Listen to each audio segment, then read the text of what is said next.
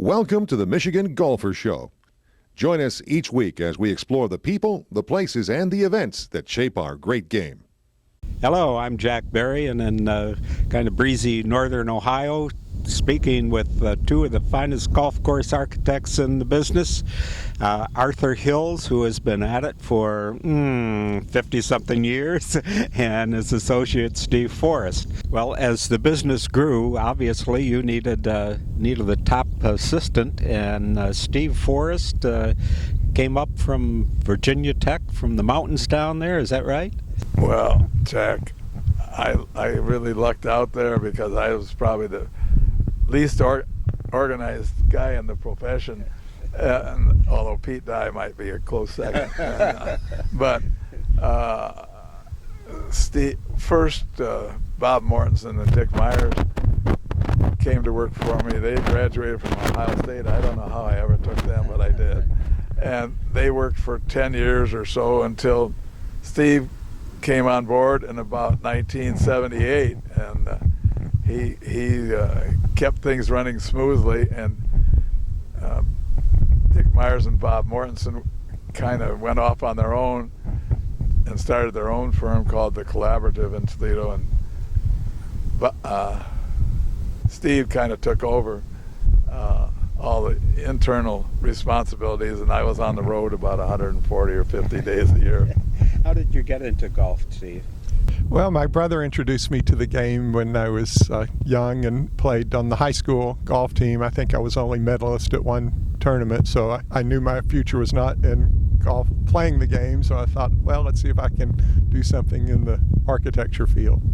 And you went to Virginia Tech? I did. Went through their 5-year program there, and in my junior, next to last year, I sent out a letter, just essentially a form letter. In those days, you didn't have word processor access, so I just printed a letter and sent it to 60 offices of the American Society of Golf Course Architects. Heard back from 20 of those, and 19 of those were no. And so I went to Toledo, Ohio, and worked for $3.50 an hour my first summer. So it was best time I ever spent. You weren't throwing it away, were you? I was careful. Yeah. So, how were your hokey days? Did you get into designing anything down there at that time?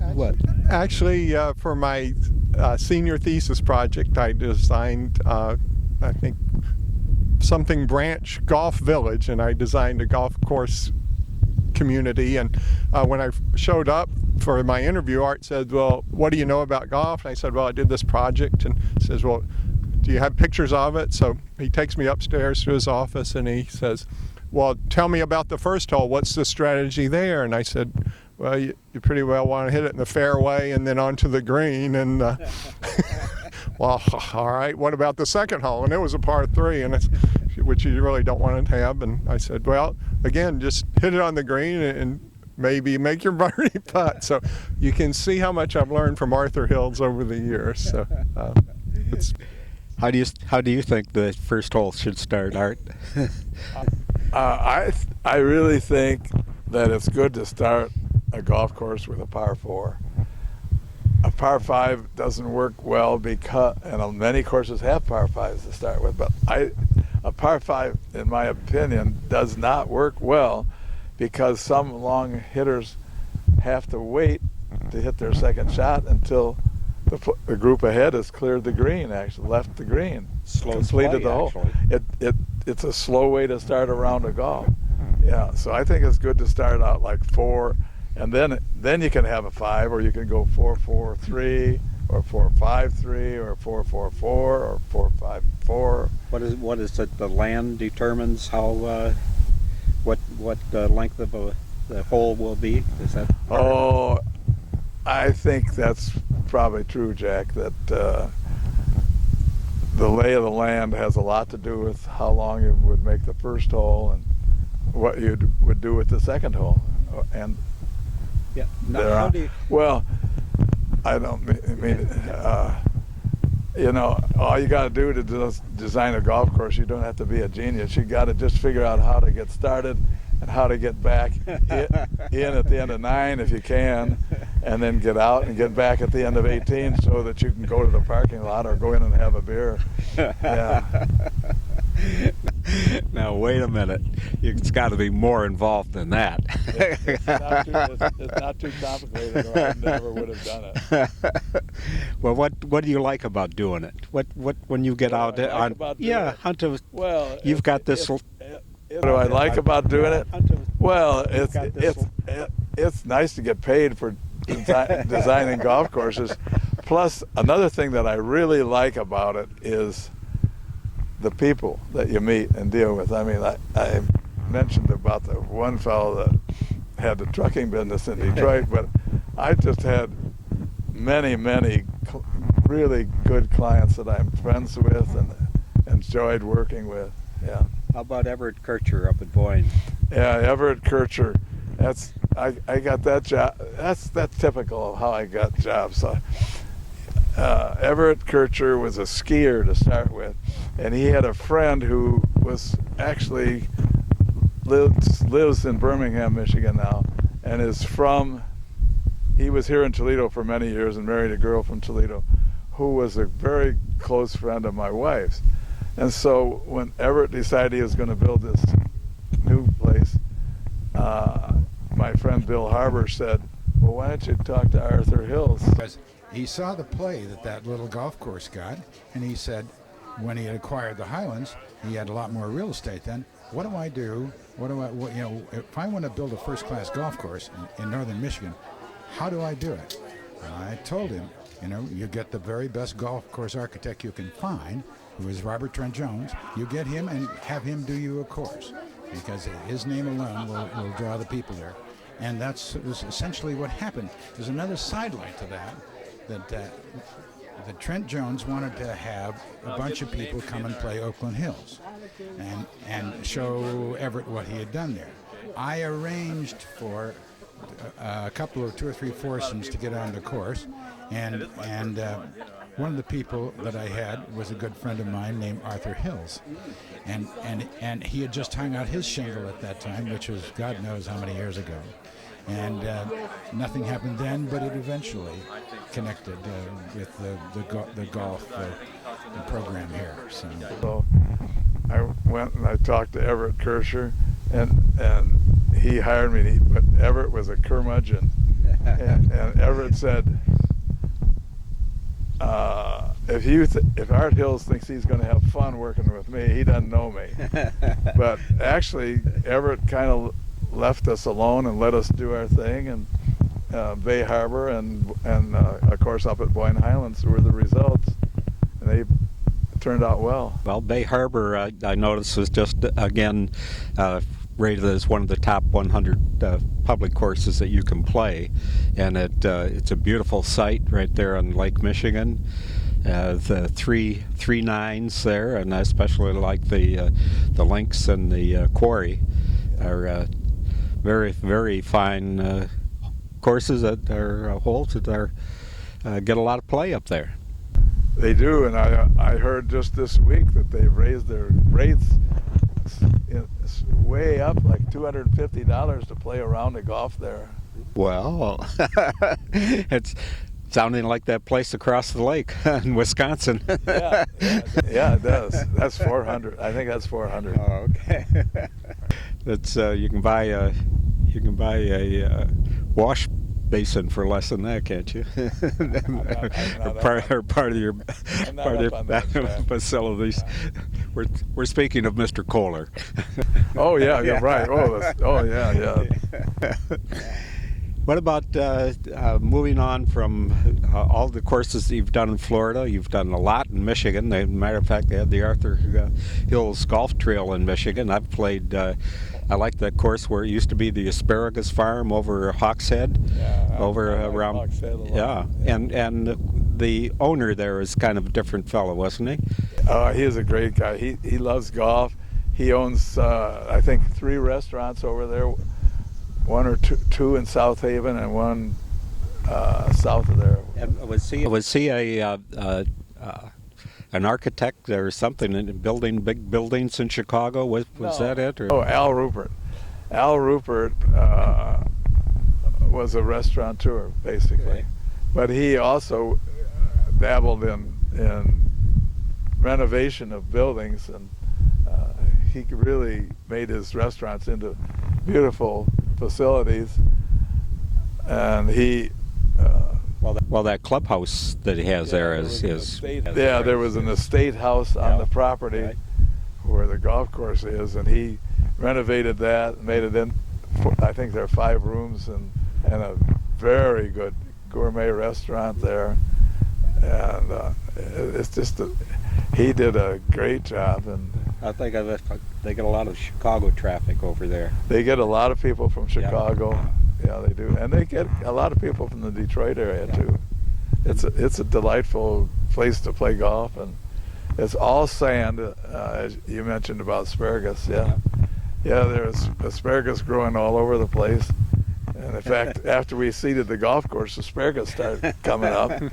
What'd you have on that hole? Oh, I had a 4 and a couple of stalks of asparagus. So- Well, it couldn't tolerate the mowing. Yeah. and then you moved up the coast a little bit to Thoroughbred Yeah. at the old Jack and Jill Dude Ranch. Yeah. That was owned at the time that we got hooked up with them by a couple from Detroit. Right. And I went up there, I guess it must have been in early December, and met with them, and I went out and walked around the golf course, or walked around the property, Yep. and the golf course just fell in place. I mean, I think I designed that whole golf course within 3 hours. I mean, at least the routing. I'm not the details Yeah. of the greens and everything, but the routing, everything just fell in place. Yeah, that was a. And then you said, oh, let's leave that big mound there. So give them a little challenge to how are they going to play this hole, right? That's a very pretty piece of property. Yeah. And all the way across the state, you're over at Red Hawk, over on Lake Huron side at Tawas. Yeah. That golf course, again, it just kind of fell in place. Fell from Jacksonville, Florida. His company built it with Alan McCurrick. They built that course. I think we built that entire golf course for right around $1 million or $1.2 million. Wow. And typically, if you were to build a golf course nowadays, it would be $7 or $8 million or something like that. And all we did was we moved very little dirt, and we just pushed the sand around to build the greens. And had a little bit of greens mix that went into the greens, but the thing drained perfectly, and it was a beautiful piece of property.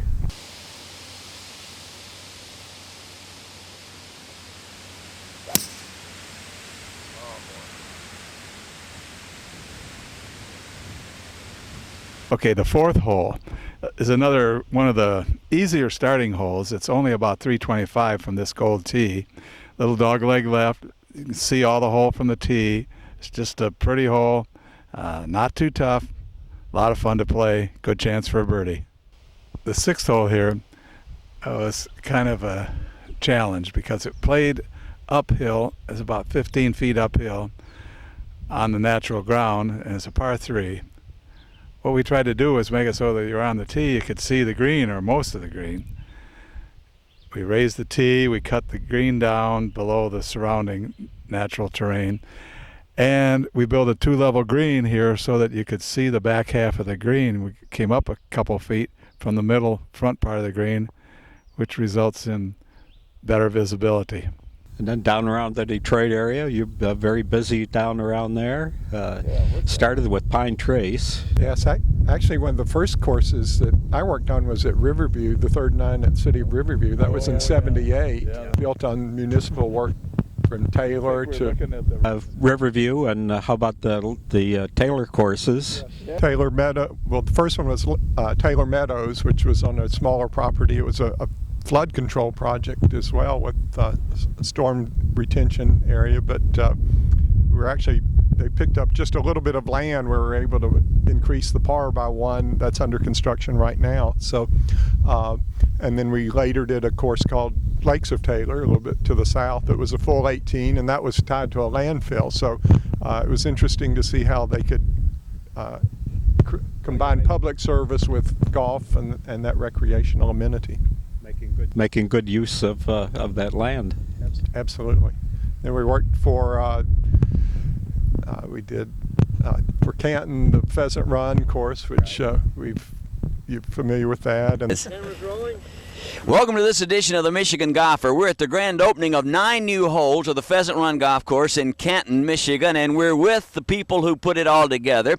Just next to me is Steve Forrest from Arthur Hill, Steve Forrest and Associates. Next to him, Ken Williams, who worked on this, and then the PR guy, Quentin, as they call him, Q. Beautiful day, a beautiful golf course. We're going to follow you around and play a little bit, but tell us a little bit about how we get to the next 9, because you had 18 originally here, and now you've come back with 9 more. Okay.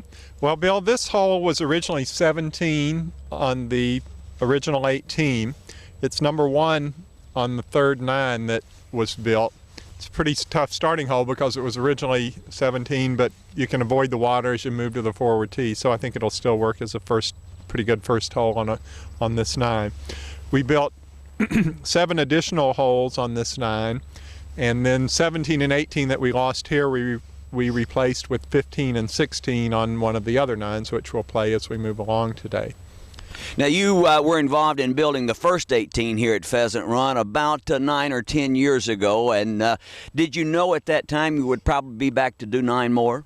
Yes, we did. We started this project probably in 90 or 91, and we did a 27-hole master plan at that time. We worked with 3 different developers for the residential areas, and each one of them gave us different parcels within which we routed the first 18, and the club site was placed so that we could move to the west with the third 9, and that's ultimately what we did. You know, Steve, behind us we're at a par 3, the 23rd hole here at Pheasant Run, and we see water here. When we see water and sand and are they there necessarily to impact the play, or are there other reasons we see some of those? Well, many times we put them in to try to impact the play, but they can be providing multiple purposes or responding to multiple functions. In this particular case, this is a stormwater detention pond that services the residential areas, that handles their stormwater runoff, gives it a place to store it rather than flooding their basements. It comes over here and is adjacent to the floodplain. Again, the river runs along there. We do try to build it into the strategy of the hole. As you can see, there's a big strong carry from the back tees over the water, and there's a lesser carry and no carry from the forward tees.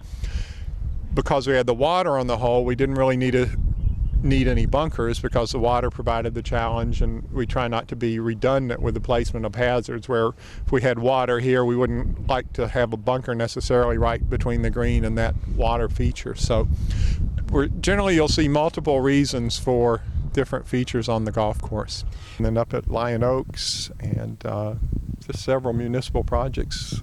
And then Shepherd's Hollow. And you got a story about the Jesuits there. Well, It's a Jesuit retreat hub.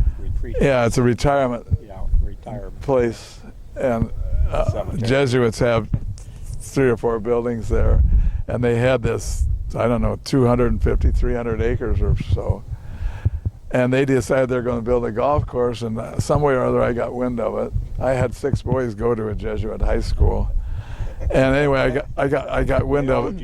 Yeah. I got wind of it, and they were going to, it was a beautiful piece of rolling terrain with a beautiful trees throughout, and they were going to build 36 holes on this property. To do that, they would have to take down most all of the trees, and so I got wind of that, and I got a chance to talk to them about that, and I said it would be a good idea to build 27 and save a lot of the terrain and the trees and everything, not pack holes one against another. And so they agreed to that. And well, it's a beautiful course, fun to play, busy. It's been one of my favorite courses to play.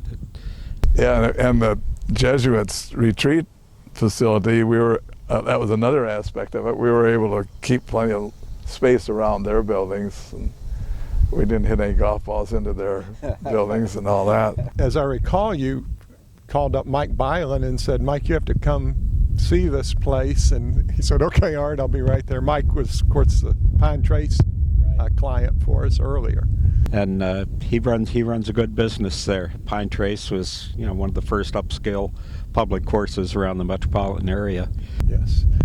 And while we're talking about public work, we'd be remiss not to mention City of Auburn Hills and Fieldstone, which is not too far from Shepherd's Hollow. And Steve, you've done a lot of work yourself over in Europe and had a few nice trips. Tell us about that. yes, well, I got on the Arthur Hills train just in time in the early 80s, and I think Art's career really started to expand with Eagle Trace down in Florida. Was the stop on the PGA Tour, and also Bonita Bay, which was one of the first environmentally sensitive golf courses that he won the Golf Architect of the Year award in Florida back in that time. Both those became top 100 courses, I think, in 87 and 89. And the 90s, as you know, were very prolific period in golf course design, and probably culminated with us making the leap to international work.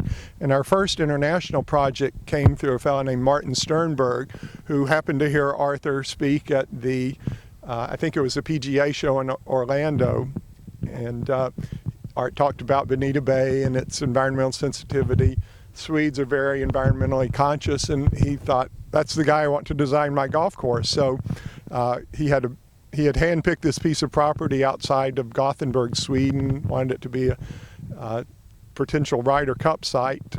So Arthur and I went over, and we stayed busy. So Arthur was involved some, but there's so much domestic work that I kind of took on a lot of the international work. So we did 3 courses in Sweden, building on the first one, which was Hills Golf Club for Martin Sternberg. Martin also had us design a second course in the center of Sweden in a town called Jönköping. That was called Sand Golf Club, and that became a top 100 course in the world.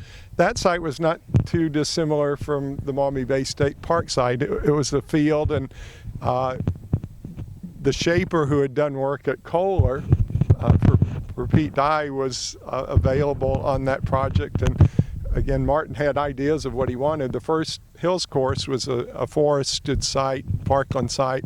So on this other course, which was pure sand, he wanted a sandy links course. So that's what we built. It's really, if you look down on it, it's not one that matches the natural surroundings, but it's what our client wanted. He wanted an inland links course, and apparently we succeeded because it did reach the top 100 in the world status. So, The Swedes are high on hockey and golf. They certainly are. It's amazing to see the kids out there, and I remember 38-degree weather, and they were having a teaching class, and the range was just packed. We also went on to design a course on the third project in Sweden at Vasatorp Golf Club. Wonderful facility. They've got 54 holes. It's packed. People are out there playing all the time. They just hosted a Ladies European Tour event the last 3 years.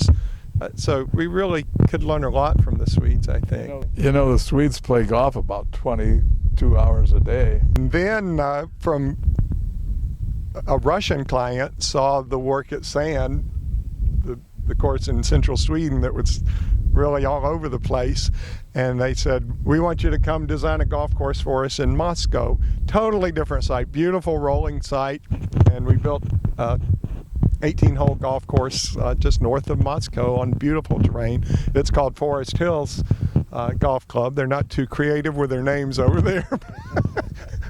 But from that, we got work in Morocco and Marrakesh. We got that project through a trade show, a real estate trade show in Cannes, France, that's held every year.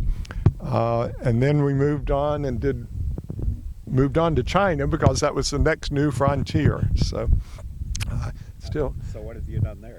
Well, we were told when we moved to China, my wife and I actually moved there for 4 months in April of 2011, and we were told that if you do 7 golf courses a year here, you've not done very much. So, okay, well, we'll move there. Well, the same month that we moved there, the government decided to begin to enforce the moratorium that they had created back in 2004. However, between 2004 and 2011, when we moved there, 600 golf courses were built in China.